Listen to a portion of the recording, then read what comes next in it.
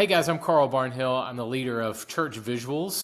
I own the company and we help ministry leaders visually communicate the gospel. So we help them with their graphics and video, really as a way to help them visually communicate the truth of God's word and the good news of the gospel. So we really enjoy it, have a good time, and just have a huge heart for the local church. And awesome visuals. One of the things that stands out to me, church visuals, just always like every time I see your guys' page of new stuff, it's just always like that is great. That like you guys make some really great stuff. Thank you, buddy. Yeah, I think it's great. Well, on these discussions, I typically talk church, business, whatever. The first thing I thought about with you was how you recently made a shift in your brand from what used to be 1230 Media, and you changed it to Church Visuals, and that was after many years, right? How many years was 1230 Media around? Yeah, we started in 2015, so we had the name 1230 Media for 8 years, seven years, something like that. And then, this would have been almost 2 years ago, a little over 2 years ago, we changed our name. So we've been Church Visuals for a couple years. Just like this sort of, every time I hear or think about that, I have this like internal like anxiety that comes to me. I personally feel probably very little compared to what you feel. Like in a previous business I had, we changed our name after about 3 months, and I just felt like, looking back, that was not a big deal at all because nobody knew the name or knew us back then. I had that anxiety. I'm curious how 8 years felt to you and that shift. Like, how did you feel about that change? I wish we would have done it when we were 3 months old instead of 8 years. I'll put it that way. It was fun in a way, exciting in a way, because it was very new stuff, but it was very exhausting, very expensive. We changed our website at the same time. So not only did we do a brand change, but we completely overhauled our website, and we didn't really change our model. We still serve the church in the areas that we serve the church in, but there was just a rework of our entire website just to freshen it up. But it was harder to move a ship that was already moving at a pretty good clip than it would have been to just like, it was easier to start from scratch than it was to maneuver this thing that had been going for 8 years, 7-8 years to make that change. But we felt it was necessary. So 1230 Media, where that started from was I served in 2 really large churches, mega churches, that had big concert experiences. And, we put on the show is the wrong way because it was genuine worship experiences, but it was very production heavy. So 1230 came from Mark 12:30, which talked about the greatest commandment. So when Jesus was asked the greatest commandment, he talked about loving God and loving people. So the idea was we can help you create an amazing worship experience, but if the heart is not you loving God and loving people, if the result is not people loving God, loving people, then we should pack it up, which we felt was a good mission, but it took too long to explain that. And then it also was not very SEO friendly. It was not easy to say, easy to find. Do I say it? Is it letters or numbers? It just caused a lot of confusion. And I was a young entrepreneur, and so I thought it was cool. We use a Bible verse and it means something, and this means that, and that sort of thing. When it comes to, and you know this, Corey, like when it comes to SEO or finding you or brand recognition and that sort of thing, it was easier for us to have a name that said what we did and easy to find us. And so we should have done that much sooner. Probably looking back, that's probably something that I would do differently, is change the name sooner. But, live and learn, and God takes you on a journey, and so we did. So some interesting things happened along the way. Like I'll give you the domain, for instance. Like if we didn't get churchvisuals.com, that was not the name for us. We had to have the .com name. And the other domains would be nice, but we now have all of them. What happened there is it was owned by a t-shirt company, churchvisuals.com, that was just sitting, and he wasn't using it. It was like a web like a broker situation where you go through a broker to, and put in a bid or whatever. And so you never talk to these people directly. One random day, I get a phone call from a guy that says, "Hey, I own churchvisuals.com and I saw your thing come through." Like, do not hang up, whatever you do. And I was shocked that he found my number somewhere and called. And he was saying that he was a print shop and that nothing ever felt right on selling it. He had multiple offers. Nothing felt right. But this one, as he looked at our website, this one felt exactly right. And so he prayed. The team had prayed about it and was willing to give it to us at a great deal and whatever. And that sort of thing happened over and over with social media handles and domains. I mean, Church Visuals was I'm shocked that it was not taken, because it says what we do perfectly.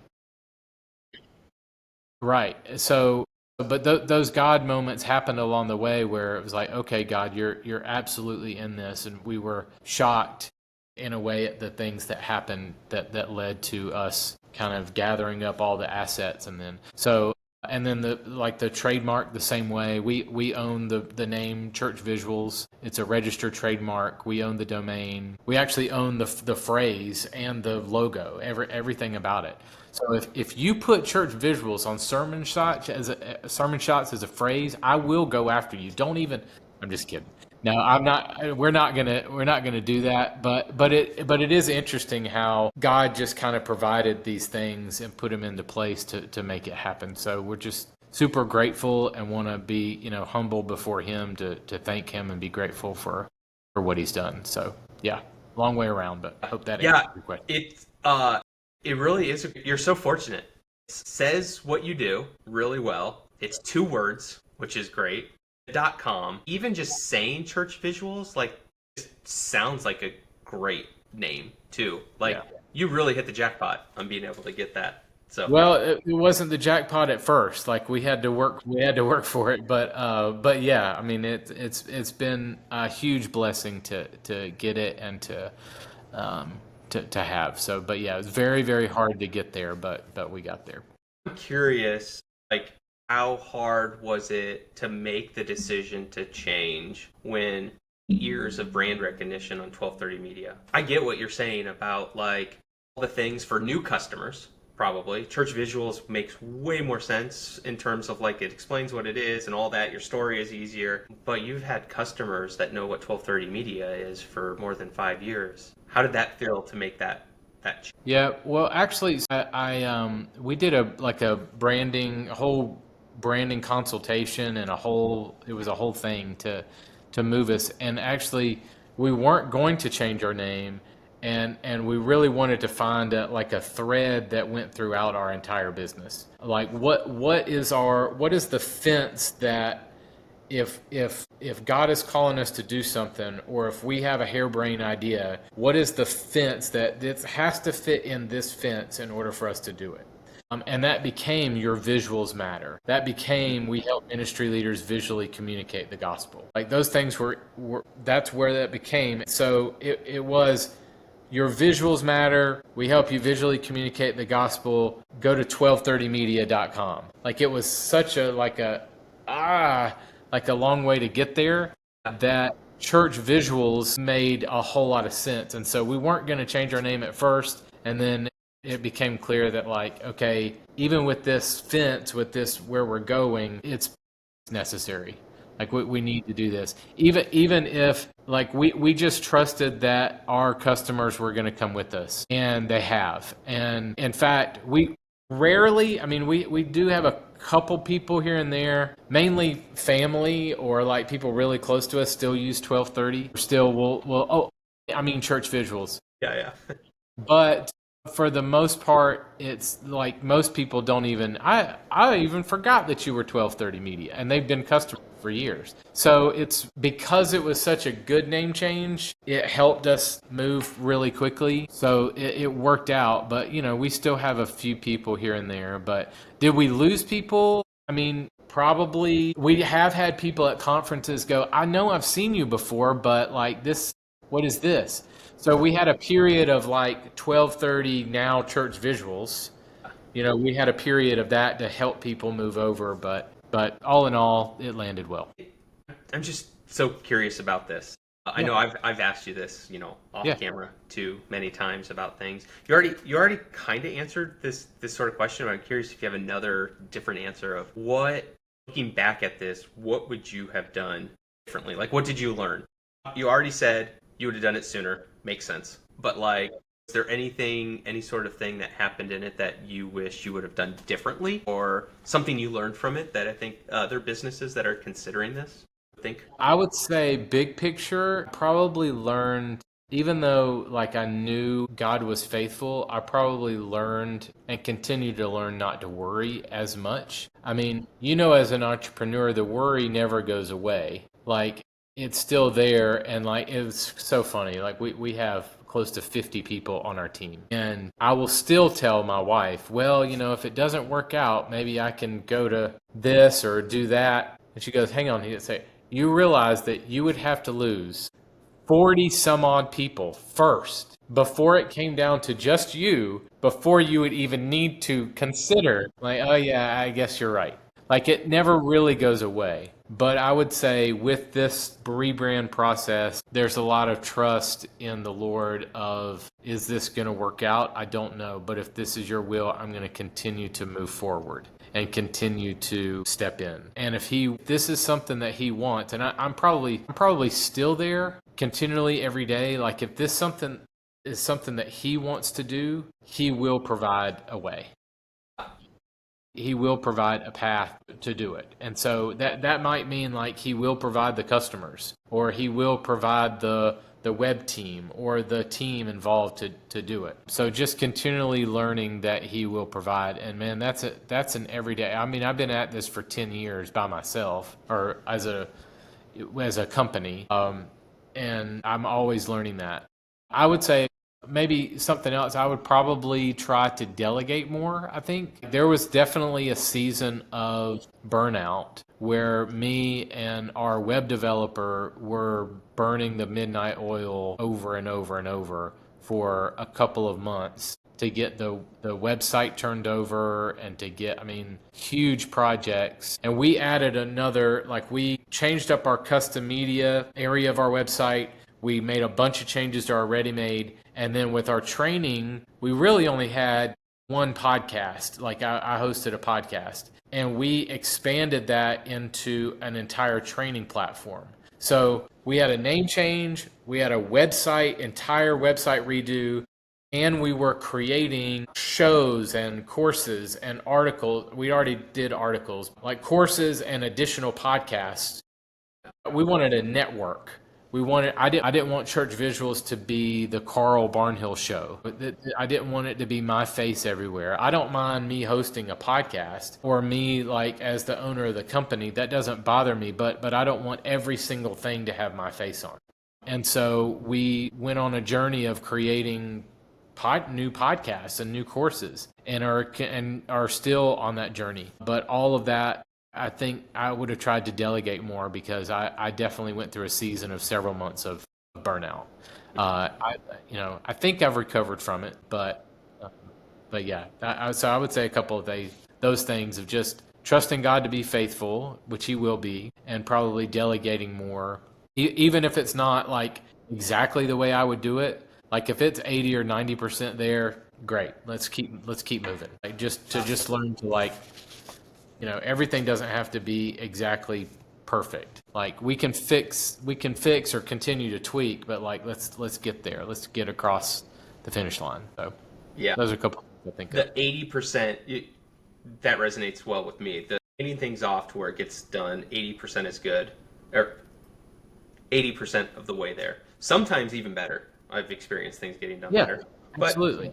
Some things 80% is way better when you get back 10 hours a week, to do the other things that only you. And as an entrepreneur, you're always going to have things that like I would have done that differently, or I would have done that. I'm not going to say I would do it better, but I would have done it better.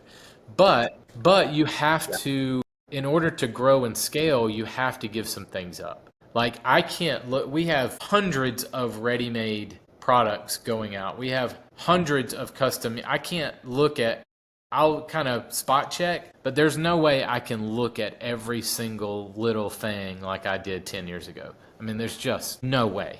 And so you have to trust the team that you put in place and then make adjustments from there. Something else you said too early on in the answer to that about feeling like you could lose it all makes total sense. I've heard, I don't know who said this, but along the lines of an entrepreneur is a person who is the only person who feels both like they can do everything, they're capable of doing everything, but that they could also lose it all tomorrow. Like It's all very in the true. same, like It's very true.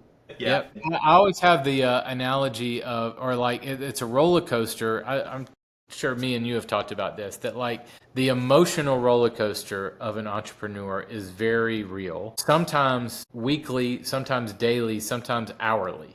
Like I can think at 10 a.m. that I am on top of the world. I'm crushing it. Let's go. By 2 p.m., I think I'm the worst ever and that it will all fall apart tomorrow. Sometimes that happens between 10 and 11.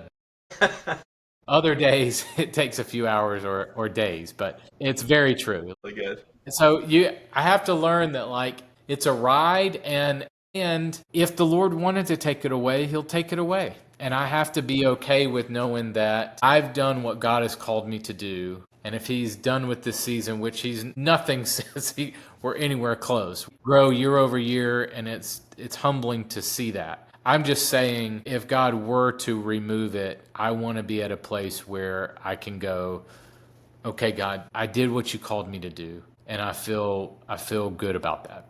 Total sense. As long as you're listening to God on what to do next, right? Like if the next thing were to cause things to all go away, if you're doing what you're being called to do, there's something better for you anyways, Yeah. right?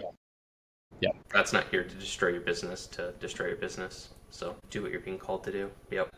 Something that has come up, I've been asked this before related to sermon shots, like you could apply sermon shots to this business or this niche, or and we had sort of entertained that discussion, and I won't get into all the reasons, but I'm curious from your standpoint, yours could be the same thing, right? You could apply church visuals, maybe not the name, but what you're doing could be applied all kinds of different businesses, of which may actually even be higher paying businesses than a church, potentially. Have you thought about that? And if so, what like sort of kept you at the church?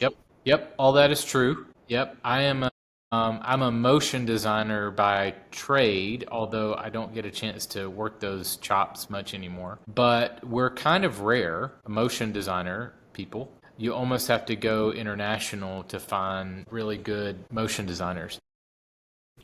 But so could I take the business out of the church and go make graphics and videos for anything? Yes. Could we charge a whole lot more? 100%. Would the business be worth a whole lot more if we were secular and not a faith-based organization? Like there's absolutely zero qualms. Yes, we absolutely would be. Now, why do we do that? Because this is what God's called me to do. So when I was at a church in Mississippi, I was one of the only content creators at the church. I was one of like one or two. And I mean, this was a huge, massive mega church. In fact, I was just at a church, not even, so this church I was at was like 20,000 people on a Sunday. It was huge. And then, so I was just last week, so fast forward 10 years, I was just a few days ago at a church of maybe 3,000 or 4,000, and they had a full team, like a filmmaker, graphic designers, and a full creative team, right? When I was at this church, this would have been 13, 14 years ago, maybe, I was about it. I mean, I was it. And so I look around going, okay, if I'm at a church this big and I'm the only person, maybe one other that can do some things, there's no way smaller churches can be able to afford custom media, especially. So motion graphics work and really, higher end graphic design, things like that. There's no way that they can afford that. And so I knew that God called me. Now, since then, there's been a lot of people come into the space. But back then, it didn't exist. And so I know that God called me to that, and it was very clear the three areas that He wanted me to serve the church. And that was ready-made media for off-the-shelf stuff, custom media, we do it for you, and training, we train you how to make your visuals better, how to communicate visual. So those 3 areas, that's the same call, that's the same exact thing we still do today. And so I hate to play the God card here, but it absolutely is a calling, and our mission is for the church. Our mission is to help ministry leaders visually communicate the gospel. Could I do motion graphics for sports teams, which I have, like the big jumbotron, like strike out, get louder. Like I used to make all that stuff. I could do that and get paid very well. I've done commercials. I've done all kinds of stuff. And yeah, the pay is better, but the kingdom impact is not. And so I would rather, even if it's less pay, I know the Lord will provide the funds. I want to do something that will help the church have kingdom impact. I want to do something that will help other people communicate the gospel in an effective way, in a memorable way. And so, yes. Now, I will tell you that as 1230, we haven't done it in a few years, but we've like occasionally done some off the beaten path stuff. Like, I'm talking maybe 3 times somebody's came to us and say, hey, I know this isn't in the church, but would you do it? And between you and me, I charge more when it's a more secular thing. The reason I say that is because it's off mission. So can I charge more and help it fund more ministry? So I've charged more and let it go. What can we do with these resources to help us fund more ministry? But it's never gone into a secular. I mean, our name is Church Visuals. We do visuals for the church. I mean, that is the bullseye of what we do. So yes, we've thought about it, and the answer is no. We want to serve the church. That's what we're called to do. That's what we want. Awesome. Yeah, I think your tagline, Church Visuals Matter, I totally agree with, and I think it is impacting people. It might be hard to link like a visual to kingdom impact in this way. It's there. I believe it's there. I can tell you believe it's there. Being able to say that end result here isn't about money. We need money, but the end result isn't about money. I can't quote the Bible verse, but there's many Bible verses about there's only one thing you can take with you, right, to heaven, and it's souls. You can't take any of that money with you. Right, yeah. And are we, I mean, if the Bible is true and we're storing up treasures in heaven, then I want to help ministry leaders communicate the gospel so that we can store up our treasures in heaven. And yet there's all kinds of stats. I do a breakout that really talks about, and I'm writing a book on it now, about how that correlation between visuals and sharing the gospel and discipling people. So there are tons of stats on how we absorb a visual faster than text, how we retain a visual longer than text or the spoken word. So think your sermon, right? If they preach it on Sunday, if they only preach it on Sunday and that's all you hear, it's gone by Sunday night. But if you show a visual, it will last longer. So they will absorb it faster and they'll retain it much longer. Hey, I remember that the pastor showed a illustration of this, or they illustrated it in that way. Those things stick, or they showed that video, or that graphic with the thing, that whatever that was. Like that, those things stick longer than text and longer than the spoken word. It's like your business, if we can clip up the sermon and they are absorbing it during the week, we're helping disciple people during the week, not just on Sunday morning. So yeah, there's a correlation between the visual element and discipling people. They get it faster and they retain it longer, which is what we want. We want them living out their faith during the week. Yeah, that's good. So when's the book out? I'm about halfway done with it. It's finding time to write it. That's the hardest part, man. If I stop doing interviews with my friends, maybe I can write a book. These are so much easier, though. We just talk and all that. There's no major thought into this. It's much, much easier to talk to you than write a chapter. It's been one of the hardest things I've ever done. Yeah. Books have to be really thought out, right? I was actually just having a conversation with somebody about the difference between a book and a podcast. It's like, podcasts can just be off the cuff. And much easier to do a podcast. You can launch podcast after podcast. But if you try to put all that into a book, it's well thought out, laid out in the right way that makes sense. That's harder to do. So Very, very hard. Very hard. Yep. Yep. cool. I'll let you know. I'll let you know. You can have me back on when the book comes out. How about Okay, that? sounds good. Okay, so the way we typically end these is I just ask you to ask me a question. It can be anything, personal, not personal, business, church, whatever. Okay, let's get into some business. What is some of the hardest? This is a question you didn't get to me. I'll ask it to you. What has been your biggest challenge or some of your biggest challenges as a business owner? Oh, I would say early on, okay. Actually, I don't know if I'm stealing something from you or not, but being okay with handing things off to people over the course of 20 years of doing things entrepreneurial, majority of it had very few people helping. It was me and my business partner or one other person. And looking back, just like, wow, how much did I hold myself back from growth because I was trying to do everything or a lot of it. And the thing that really there's so much of it that I just really like to do. I like using creativity to make images. I was never as good as you, but I liked doing that, making images. I was doing stuff like that, or coding. Taught myself how to code and doing the actual coding. All those things take so much time. They take a lot of Yeah. time. Yeah. And I always told myself what you said earlier about, but I can do it better. And maybe sometimes that's true.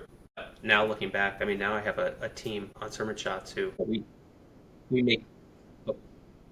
make fun of the code that I wrote sometimes, looking back at some of the original code. So it's like I was not the best coder. I've got a team who codes better. If you looked at the visuals that I created compared to what my team does now, nowhere close. They're way better. Multiple things that I could say around that. So I think early on, I wish that I would have done that much earlier. Finding somebody. There's a good book. I'm blanking on the name of the book right now. You might know it if I say this. It uses sort of a formula that's interesting. I don't know if I agree totally with it, but it like says, okay, what's your kind of hourly rate? Multiply it by 25%. You're doing anything that you can hire for less than that. Like you need to hand it off immediately. No even thinking about it anymore. And I held on to way too many things if you use that as the sort of guide. Yeah. I think the longer I'm in this, the more I'm okay with other people. Yeah, take it. In fact, stop asking for permission. Just go ask for forgiveness. Go break something. Go do it, and then take initiative. Go do it, and then I can correct that, or I can maneuver that, or I trust you enough to not break the whole thing. I think there's enough guardrails in place where you're not going to do that. But yeah, I'm probably get to that faster the older I get. But yeah, I would say people, the hardest thing about business has been the people. It's the one thing that you need to hand off things to other people, but managing people has been interesting. And then the customer side, the people is both the joy and the hardest I've found of, you're trying to make you want to make your customers happy and you want to make your team happy, but also scale and move forward. And so and be fair to everybody. And, it's really difficult, but also enjoyable, I would say. I always think if only everybody thought exactly like I thought, it'd be really easy to manage and support as many people as possible. Right? And I think with your research in AI, when you can clone us, let me know. I'll be in. Me. Go in. Yeah. But I will say, if we had a whole business of just me, it probably wouldn't be as good either. So That's true. That's yeah. true. Like you think that is true, that if I could just clone myself, other people's ideas and perspective are very valuable too. Yeah. Cool. Well, thanks, Carl. You're the man, Corey. Always. Thank you. I could have asked you, why are you bald? But That would have been mean. Probably because I've done business for the last 15 years. That's probably why. this is a toupee, actually. So I'm just kidding. Man, thank you so much for having. You're a great